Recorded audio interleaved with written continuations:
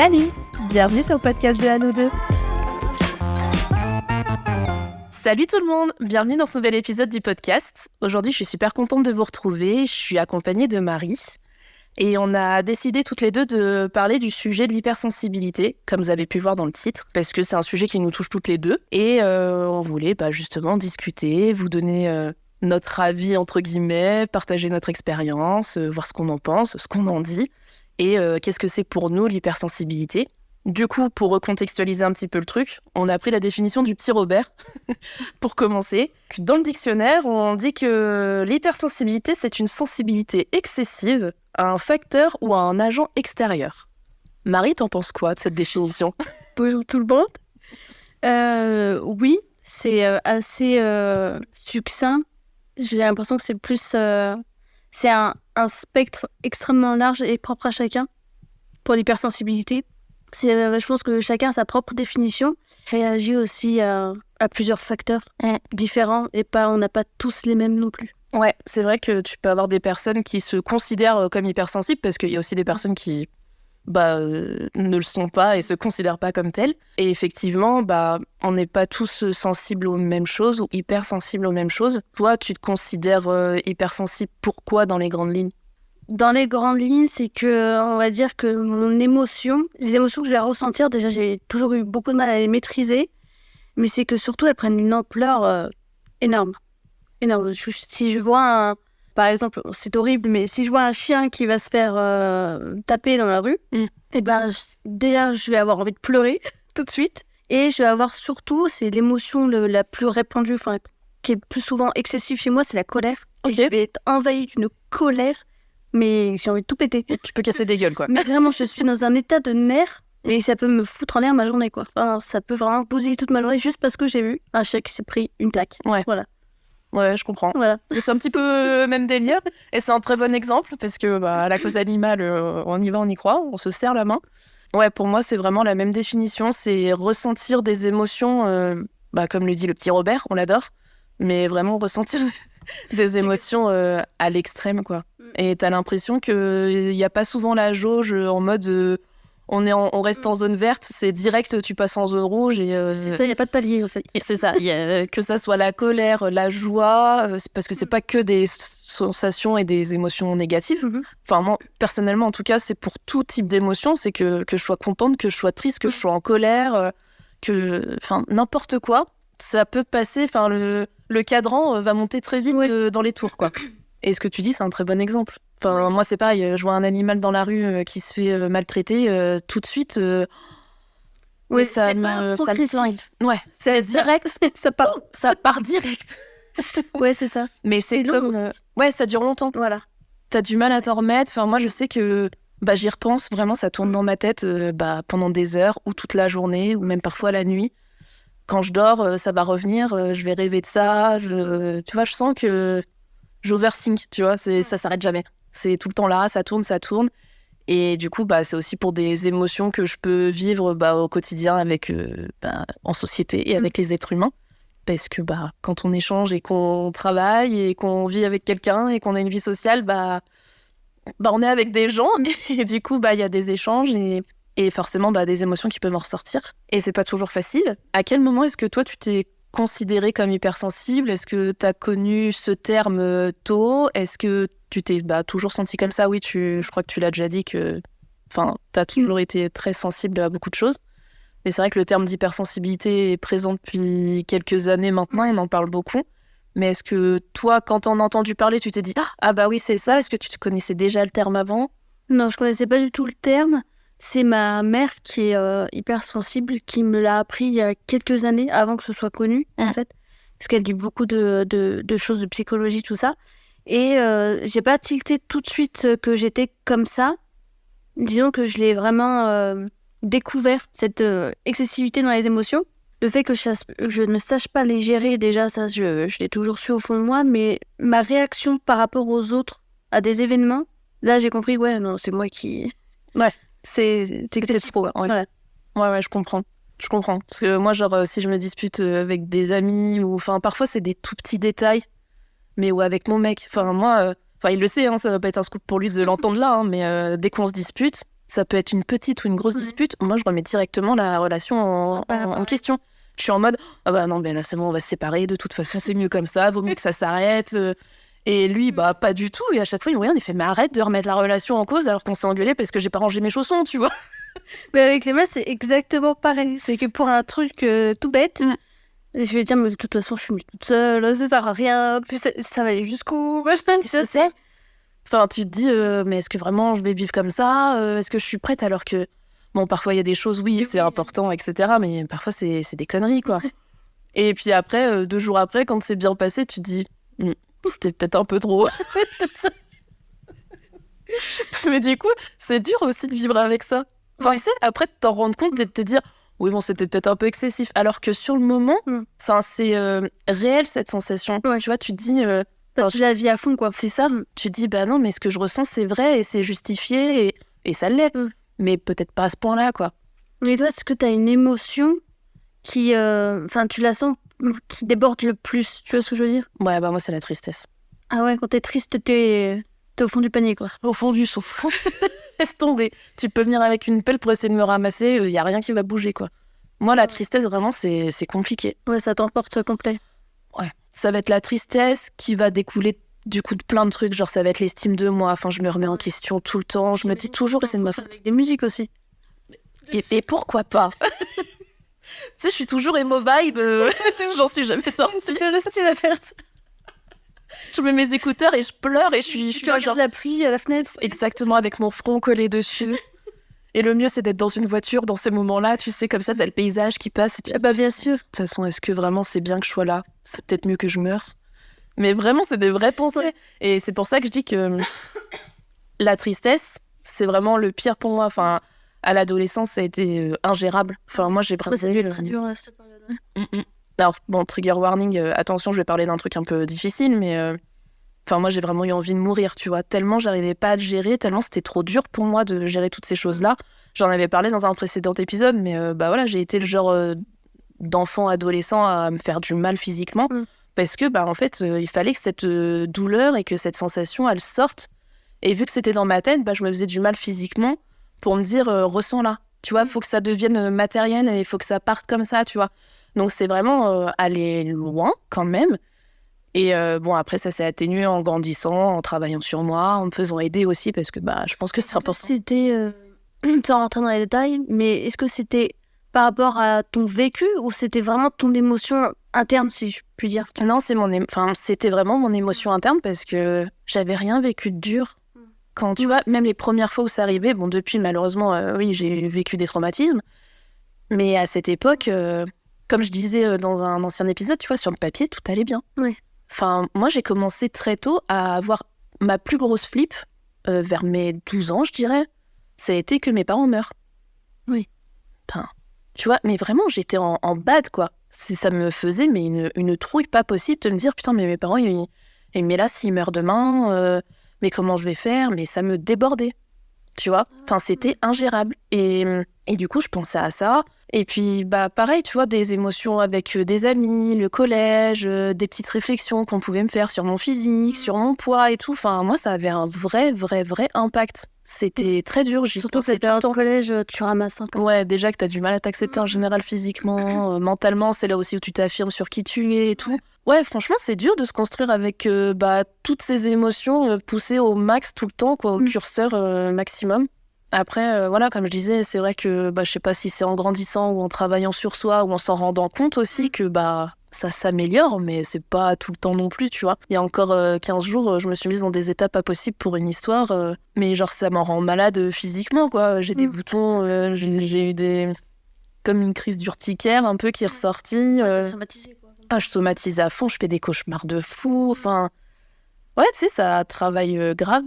Toi, je sais pas si t'as des trucs comme ça où ça ressort... Enfin, c'est tellement fort que ça ressort aussi physiquement ou par d'autres biais.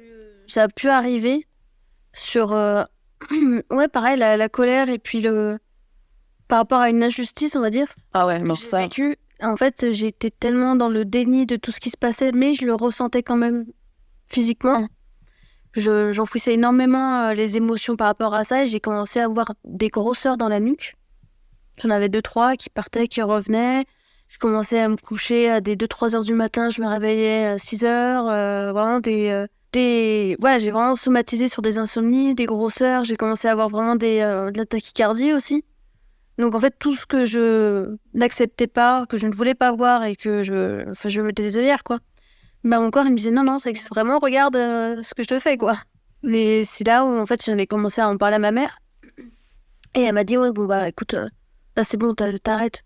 Tu quittes ton taf et tu t'en vas, c'est fini. C'était par rapport au travail. Là, c'était pas une ouais, c'était par rapport au travail et c'était pas une question. Elle m'a dit, non, démissionne, t'arrêtes, c'est bon, stop, ça suffit, quoi. Tu vas pas choper un cancer à cause d'un taf, quoi. Ouais, non, mais c'est clair. Impossible. C'est clair. Mais la chance, entre guillemets, là-dedans, c'est qu'il y avait une solution, tu vois. Ouais, tu pouvais quitter cette situation qui te mettait dans cet état-là. Donc c'est plutôt cool, mais bon, c'est pas non plus facile de prendre ce genre de décision parce que, en tant qu'hypersensible, je sais pas pour toi, mais voilà, moi, je me dis toujours que c'est moi le problème, que c'est de ma faute. Tu vois, je m'auto-flagelle en me disant, mais non, mais Pauline, arrête, c'est dans ta tête. C'est ça, et puis c'était surtout aussi le fait que ce soit un travail passion. Donc, en tant qu'hypersensible, la passion, tu la vis à 100%, quoi. Et quand t'aimes quelque chose, tu l'aimes à fond. Et mon travail, je l'adorais. Vraiment, je vivais pour ça, quoi, parce que vraiment, je me régalais à travailler. Mais c'était plus possible. Du coup, ça fait découler un petit peu sur l'idée de à quel point ça peut être compliqué d'être hypersensible et de vivre en société, en fait. Parce que les autres ne peuvent pas forcément comprendre, déjà. Ils s'y intéressent pas et pour eux, on va faire des manières, ou on s'écoute de trop, des choses comme ça. Ouais. Et puis, j'ai une personne de ma famille qui a dit un truc très intéressant par rapport à ça, qui a dit finalement, l'hypersensibilité, ça n'existe pas vraiment, c'est plutôt le monde qui est devenu insensible. Et du coup, quand toi, t'as encore de l'humanité, de l'empathie, tout ça, et qui est vraiment très présente en toi, pareil pour un extraterrestre, alors qu'en fait, c'est la société qui est devenue vraiment insensible, finalement, pour plein de trucs.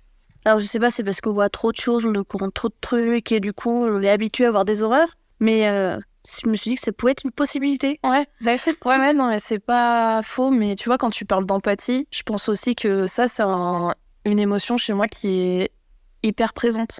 C'est vrai. Parce que, pareil, je trouve que le monde, en général, manque énormément d'empathie, sans parler de se dire de se mettre à la place d'eux, mais juste comprendre son émotion. J'ai l'impression que c'est compliqué pour beaucoup de gens.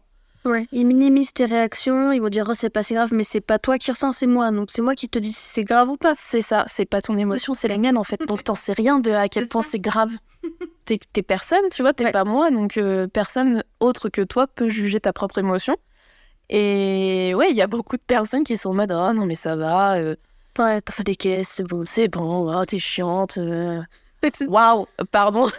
T'es susceptible, oh, t'es trop sensible. » Mais c'est ça. Mais du coup, je trouve que c'est compliqué. Et puis, c'est compliqué aussi dans l'autre versant où, du coup, quand j'ai quelqu'un en face de moi qui est triste, mais je vais pleurer avec, mais instantanément, tu vois. Je comprends. Et là, si je la touche, ou genre que je lui tiens les mains, ou que je la prends dans mes bras, je vais pleurer avec elle, alors que je suis pas concernée, je suis pas touchée par le truc. Mais je sais pas, j'ai l'impression que, tu sais, j'absorbe cette énergie. Ouais. Je sais pas si tu vois ce que je veux dire, mais genre éponge, quoi. Ouais. Ou si je me colle elle, ou que je la touche, ou juste que je la vois, mais c'est fini. Je me mets dans cette émotion et je suis tellement en mode oh mon Dieu, mais c'est horrible, c'est ce sentiment que t'as, tu vois. Puis toi, je sais pas si ça te le fait aussi, mais par exemple, tu vas voir un truc à la télé, un truc choquant. Donc moi, je vais vraiment bader dessus. Tu vois, je vais pas arrêter d'y penser, ça va me mettre mal, mais en plus, je vais m'inventer une histoire autour. Ouais, ça se trouve, il s'est passé ça parce qu'elle a vécu ça, et en plus, elle a pu vivre ça en plus, et donc tu te montes un truc pas possible, un Tarantino dans la tête. Du coup, c'est encore pire que ce que t'as vu initialement. Et du coup, ça te fout en l'air, mais tout un week-end, quoi. Carrément. Mais ça me fait, mais constamment. C'est pour ça que j'évite de regarder les trucs trash à la télé, BFM TV, j'ai oublié depuis très longtemps. Parce que ça te met des trucs en tête, mais moi, je vrille complet et ça me met dans des états déjà anxieux. Parce que c'est hyper anxiogène, la télé, on voit des infos, tout ça. Moi, je regarde pas la télé, donc c'est réglé. Ouais. Sauf Top Chef, parce que cœur sur Top Chef. La nourriture, toujours. Voilà, bon. Mais ouais, j'ai appris à être sélective en fonction de mes émotions, à être sélective sur ce que je regarde, sur ce que j'écoute, sur les personnes que je côtoie. Donc, bien sûr, des fois, tu peux pas trop avec le taf, donc tu fais avec ce que t'as, c'est ça. Mais voilà, j'ai quand même appris en prenant en compte de ma sensibilité qu'il fallait que je fasse attention au contexte autour de moi. Et j'ai eu pas mal de tri et de distance avec pas mal de choses. Mais je trouve ça hyper intéressant que tu dises ça parce que je pense que c'est hyper important en fait de se rendre compte de ce qui est bon ou moins bon pour nous. Pareil, j'ai compris il y a quelques années que en fait fallait que j'arrête de regarder la télé. Je ne regarde plus les infos parce que en fait ça me fait peur, parce que c'est que du négatif, parce que ça fait flipper et que comme toi je me monte un peu une vie autour de ça, tu vois. Je suis aussi extrêmement sensible à la souffrance animale. Tu vois, sur Instagram, parfois, t'as forcément des trucs qui sont ciblés, des publications ciblées. Il y a souvent des gens aussi qui partagent en story des trucs de protection action animale, un truc comme ça. Sur le PETA, là, ils te mettent des photos. Voilà, et moi, toutes ces choses-là, vraiment, j'ai envie de leur dire, arrêtez de mettre ça, en fait. Ou faites une première photo en disant, attention aux photos choquantes, et comme ça, si tu slides, ok, tu le vois. Mais en fait, les gens qui partagent des images choquantes, moi, j'ai pas envie de les voir. Alors, eux, leur argument, ça va être oui, mais il faut voir pour se rendre compte. Oui, non, mais en fait, vraiment, moi, j'ai pas besoin de ça, quoi. Et puis, déjà, ils disent aussi de voir pour sensibiliser. Mais en fait, ceux qui ont liké l'association PETA, c'est que déjà, ils sont sensibilisés. Ça les intéresse, et ça veut le soutenir ou je sais pas quoi. Alors, ne montre pas des trucs horribles parce qu'on aime les animaux, donc on veut pas voir ça. C'est ça. Et on n'a pas besoin de ça pour se rendre... Enfin, moi, personnellement, j'ai pas besoin de voir ça pour savoir et me rendre compte que ça existe, en fait. Et que des animaux utilisés en laboratoire, maltraités, pour X ou Y raison, en fait, je sais, j'ai pas besoin de voir des vidéos, de voir des photos, Ah non, en fait, vraiment, j'ai pas envie. Et pareil, là-dessus, j'ai été méga sélective. Et justement, je suis abonnée à rien de tout ça, même si je supporte leur combat, etc. Mais en fait, j'ai pas envie de le voir, quoi, parce que ça me flingue. Mais vraiment, il y a des fois où, sans faire exprès, évidemment, je vois quelqu'un qui a repartagé en story une image, mais ça, juste de l'avoir vu une seconde, ça tourne dans ma tête pendant des jours, en fait. Et je vois que ça, et je pense qu'à ça, et je me dis, putain, mais quel est mal, et ça me rend... C'est comme leur pub là, pour l'abandon des animaux, là, l'été. Mais mon Dieu, mais moi, je pleure. Ouais, pareil. Mais même pour des trucs moins graves, tu vois, genre... Par exemple, on travaille dans une zone industrielle. Du coup, il y a plein d'usines autour, pas d'usines, mais des entrepôts, comme on peut appeler ça. Bref, c'est moche. C'est pas des bâtiments. Ouais, c'est pas des bâtiments genre comme en ville, quoi. C'est que des bâtiments en tôle, un peu. Voilà, où c'est des grosses sociétés qui sont dedans. Et en fait, il n'y a pas de nature, il y a une autoroute à côté. Enfin, bref, c'est pas... Ouais, non. Ah oui, c'est vrai qu'on vous a pas précisé, mais Marie et moi, on travaille ensemble dans la même société. Et effectivement, là où on bosse... C'est pas charmant. Bon, c'est du béton et on a entendu les oiseaux hier quand même. Oui, c'est justement pour ça que j'en parlais. C'est que la dernière fois, j'étais dans ma voiture, tu vois, et j'ai ouvert un peu la fenêtre parce que j'entendais les oiseaux qui chantaient. Et j'ai chialé. Et pourquoi j'ai chialé ? Alors, j'ai chialé parce que je me suis dit, les pauvres, on a défoncé leur habitat naturel. Ils sont en train de chanter, les pauvres, dans une zone industrielle dégueulasse, alors que... Enfin, tu vois, ils pourraient être dans la nature, mais bien, tu vois. Ouais. Et en fait, je me suis dit, mais on est des monstres, en fait. On a bousillé leur état naturel. Et enfin, moi, ça me flingue. C'est comme quand je vois une mare où il y a des déchets dedans et qu'il y a des canards. Mais ça aussi, ça me donne envie de pleurer tout le temps. Je me dis, mais on est monstrueux. On est des gens... C'est vrai que c'est un point important où je pense qu'on a un peu... Bon, ça va être un gros mot que je vais utiliser. Enfin, pas un gros mot vulgaire, mais un grand mot. Mais on a un peu une aversion pour l'être humain, quand même. La misanthropie. On nous aime pas. Non, même c'est la misanthropie. Mais c'est vrai que Marie, moi, quand je l'ai rencontrée il y a 2 ans, elle m'a directement dit, moi, je te préviens, je suis misanthrope, j'aime pas les gens. Et là, je me suis dit, j'adore cette personne. mais je suis misanthrope depuis très longtemps. Mais ça rejoint l'hypersensibilité. Et c'est ce que j'allais dire. Pour moi, ça a un rapport parce que, du coup, les êtres humains, nous provoquent des émotions et provoquent des choses dans la vie et dans la nature où, en fait, pour nous, c'est trop, en fait, c'est too much. Ouais. On peut pas, c'est non, quoi. Et du coup, effectivement, depuis que je connais Marie, je suis de plus en plus misanthrope aussi. Elle m'embringue dans son truc. Faut pas rester solaire comme tu es. Et ouverte aux gens. Arrête d'être aussi souriante, putain. Mais oui, effectivement, je comprends ce que tu dis. Et puis, je pense qu'on est sensible à, comme tu disais, aussi des petites choses. Mais par exemple, on va aussi être sensible aux odeurs. Oui, ça c'est très compliqué. Compliqué. Tu sais, des fois ça a été très dur. Oui, mais des fois les gens te croient pas non plus parce que tu vas sentir des odeurs. Mais non, mais moi je sens rien. Mais ils sentent pas. Bah ouais, mais c'est pas mon problème. Si toi tu le sens pas, moi je le sens en fait. Et apparemment moi ça me dérange. Donc viens, on fait quelque chose. Oui. C'est comme la dernière fois, je te dis mais ça sent le chimique. Moi je le sentais pas. Mais moi je le sens. C'est des fois je sais pas quelle usine autour rejette quelque chose, mais c'est très fin. Ouais. Tu vois, mais je le sens quoi. Mais il y a plein de trucs dont je ne parle pas parce que pendant le travail, mais il y a plein d'odeurs que je sens et qui me dérangent, mais vraiment. Ouais. Mais bon, après, c'est propre à moi, et les autres ne le sentent pas, donc je garde pour moi, je prends sur moi, tu vois, je vais pas dire à toi, tu... Oui, et puis il faut quand même faire, voilà, on est en société, Voilà. dans une société, donc c'est à nous aussi de faire des efforts malheureusement et à nous adapter parce que sinon je pense qu'on travaillerait de chez nous tout le temps. Donc on est sensible aux odeurs, à la lumière aussi, enfin moi je sais que des lumières trop vives, etc. C'est compliqué, mais c'est compliqué aussi dans le sens où ça va me donner mal à la tête, je vais pas me sentir bien et tout, enfin... Moi, je suis quelqu'un où je mets très facilement des lunettes de soleil alors qu'on est en hiver, tu vois, parce que vraiment, parfois, c'est trop dur. Le bruit aussi. Tu vois, moi, j'ai remarqué que j'étais hyper sensorielle. C'est pour ça que j'ai envie de parler de ça. C'est parce que c'était ma psychologue qui m'avait dit ça au début. On n'avait pas parlé d'hypersensibilité, mais elle m'a dit, vous êtes hyper sensorielle. Ok. C'est que mes sens, moi, ils sont mis à rude épreuve. Mais vraiment à rude épreuve. Pareil, la luminosité. Là, tu vois, t'es à contre-jour de moi, ça me dérange, tu vois. Ça me dérange. Quand il y a trop de lumière aussi, ça me dérange. Le bruit aussi. Le bruit, ça, c'est pas aussi la raison pour laquelle j'ai déménagé, d'ailleurs. Ouais. Le bruit, j'ai beaucoup de mal. En fait, c'est surtout les sens qui m'ont mis sur la voie de l'hyper quelque chose, quoi, en gros. Ouais, je comprends. Mais est-ce que t'as aussi ça sur le toucher ou, tu sais, la proximité avec les gens ?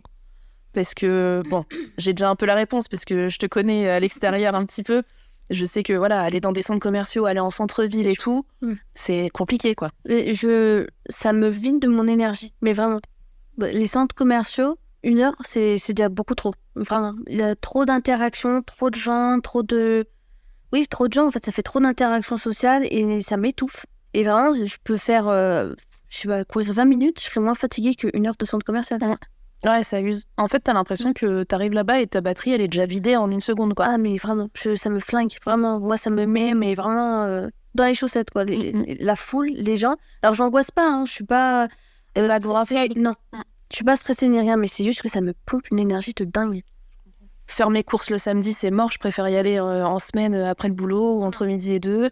Les courses de Noël, je les commence dès le mois d'octobre, où genre je commence à faire petit à petit, bon, pour une question financière, mais aussi parce que il y a moins de monde en fait. Enfin, moi, les gens qui font leurs courses de Noël 1 semaine avant la date, je suis en mode, mais vous faites comment ? En plus, vous y allez un samedi dans un centre commercial, mais vous êtes suicidaire, tu vois. Ouais. Donc, moi, il y a vraiment des trucs comme ça où je me dis, mais c'est impossible. Il y a trop de gens, trop de monde, et puis les gens sont pas agréables, et puis t'as les enfants qui crient, et les parents qui sont énervés, qui crient. En fait, c'est ça aussi, c'est le comportement des gens, quoi. Ouais, le manque de civisme.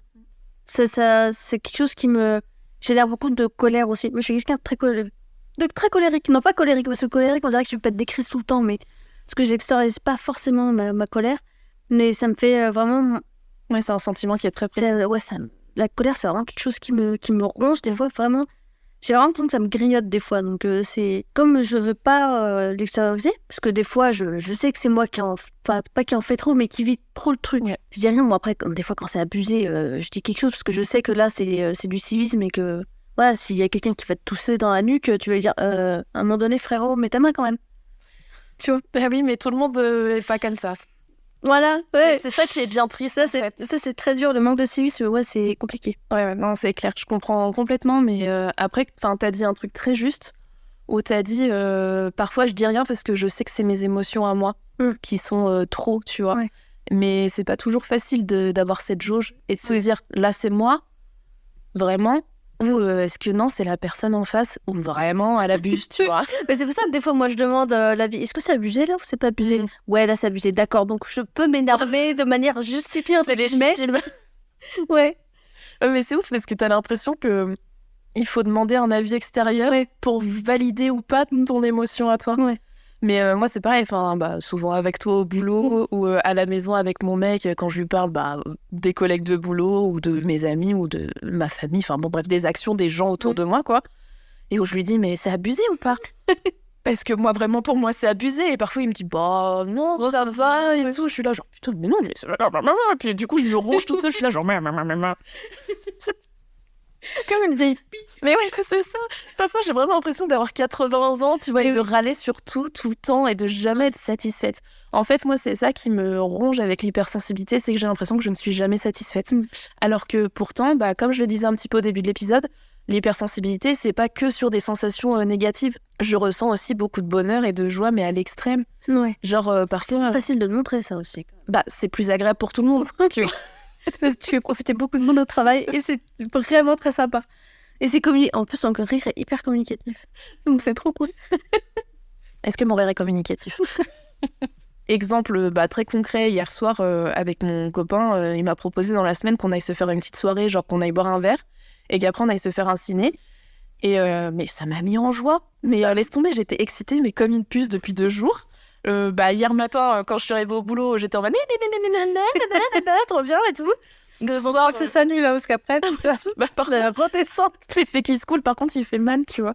Mais pareil, le soir, quand j'étais sur le trajet du retour pour aller en date avec mon mec, genre, je faisais des vocaux à mes copines, mais j'étais hystérique. Et même une copine m'a dit mais oui, c'était Disney. Elle m'a dit mais t'es trop drôle, t'es hystérique et tout, ça se voit, t'es trop contente. Tu vois, j'étais genre mais oui, mais je suis trop contente. Et toute la soirée, mon gars, je le regardais dans les yeux, je lui disais je suis vraiment trop contente. Mais vraiment, qu'est-ce que je suis contente et tout. Quand on est rentré, je lui ai dit oh là là, c'était trop bien.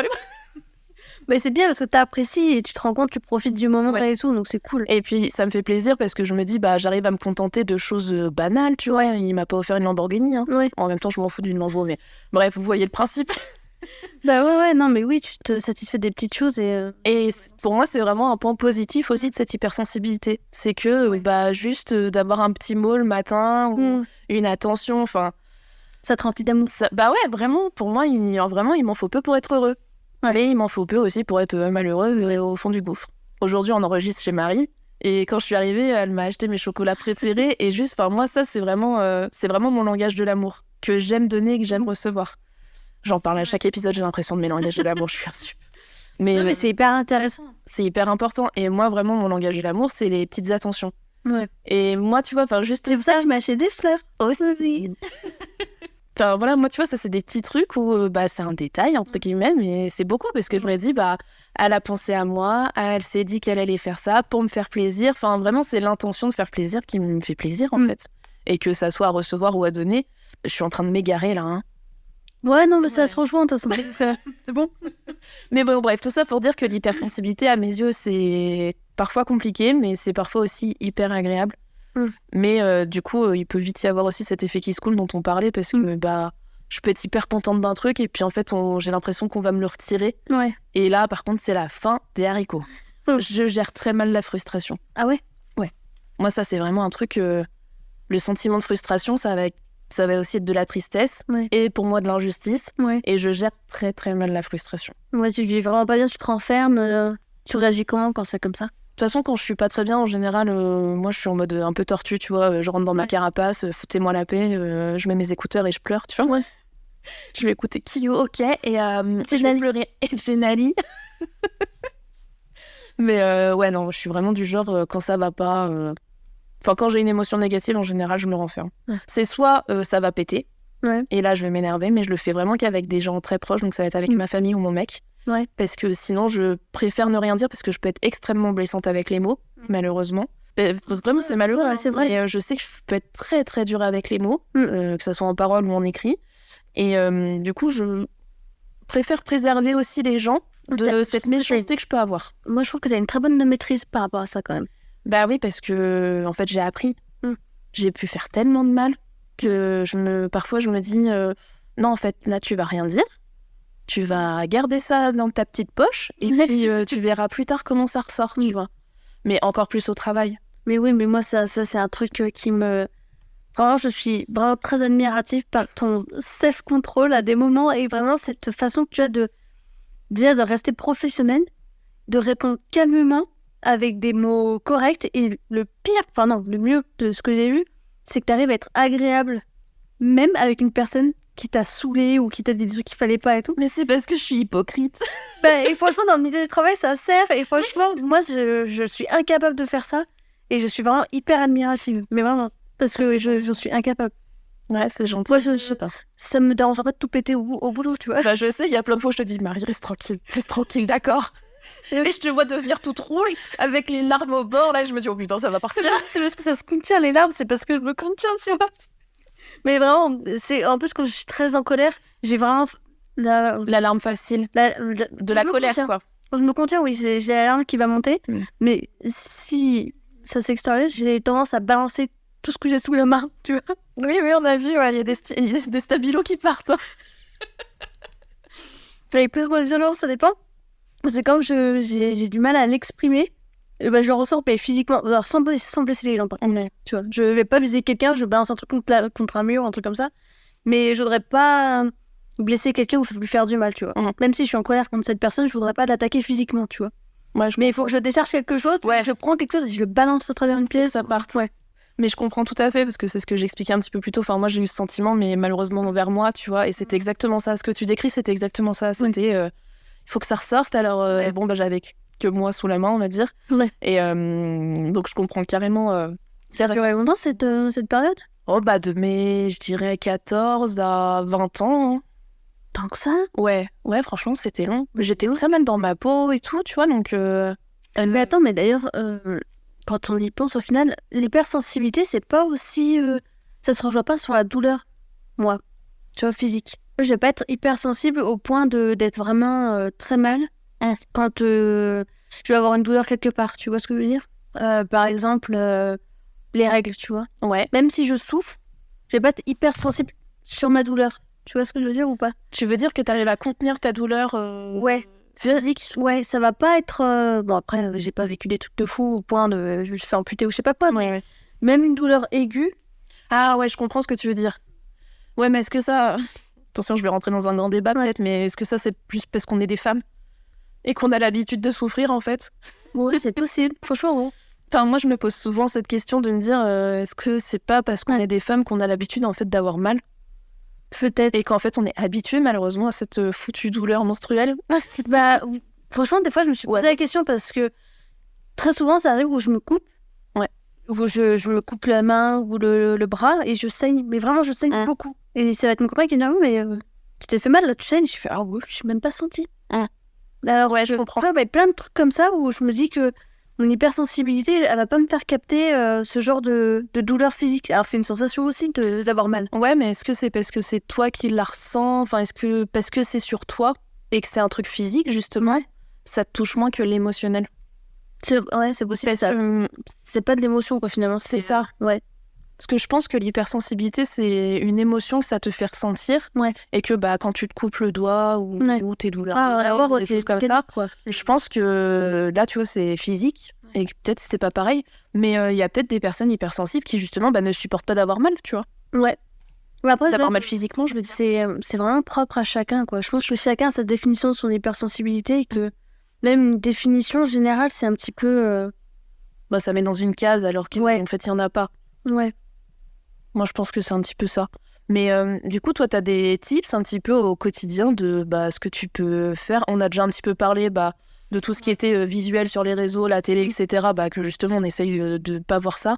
Autre exemple que j'ai pas donné, mais moi, tout ce qui est film d'horreur, ou même pas forcément d'horreur, mais par exemple des films de Quentin Tarantino, moi, je regarde pas, tu vois. Ouais. C'est impossible pour moi de voir des films où il y a de la violence physique. Disons que quand c'est un film, personnellement, j'arrive à mettre...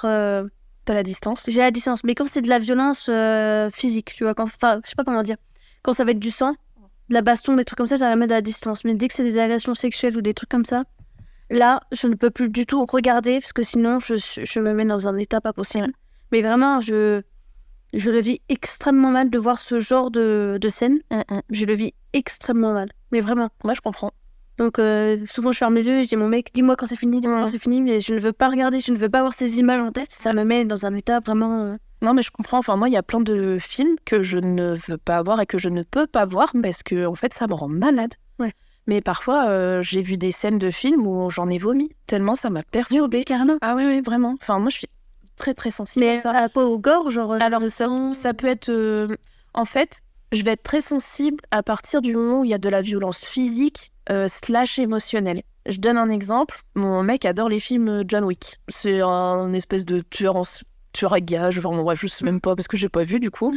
Mais il m'a dit, mais si, franchement, ça va, tu verras, c'est de la baston pure, tu vois, il n'y a pas de trucs sensibles et de machin. 5 minutes de film, il y a des gens qui viennent dans sa maison pour buter son chien. Ah, mais non, pourquoi le chien, qu'est-ce qu'il a fait ? Et voilà. Et donc vraiment, j'ai regardé mon mec, j'ai dit, mais t'es sérieux ou quoi ? mais ça m'a rendu malade, je suis allée vomir. Et cette scène a tourné dans ma tête pendant plusieurs jours. Mais pourquoi s'en prendre un animal? Tu vois, c'est un film, mais moi je me posais la question aussi de pourquoi rien fait? Putain, il a rien fait. Touchez pas aux animaux. Putain, il a rien fait. Mais voilà, il y a plein de trucs comme ça. Enfin, vraiment, pour moi, c'est impossible. Ou même des films genre Mad Max. Après, il y a plein d'exemples, mais là, ils me viennent pas. Mais des films où je sais que ça va être violent, je ne peux pas. Par contre, de la violence plus psychologique, ça peut passer. Mais dès que c'est mêlé à du physique, je peux pas, quoi. Ou genre, tu sais, t'as des films un peu de guerre ou de trucs comme ça où t'as de la torture. Ah ouais. Mais c'est impossible. Je peux pas. Ça me rend ouf. Je me dis, mais en fait, je sais pas, j'ai une émotion où je me mets dans l'émotion de celui qui est en train de subir. Ouais. Et je me dis, mais putain, mais psychologiquement, mais comment tu fais, quoi. Parfois, je pense... c'est très bizarre ce que je veux dire, mais je me mets sur... je pense au moment de la résistance pendant la Seconde Guerre mondiale, et genre, je pense à des gens comme Jean Moulin, tu vois, où je me dis que le gars, il a été torturé, mais comment tu t'en sors psychologiquement? Enfin, tu te rends compte? On t'a fait du mal à ton corps.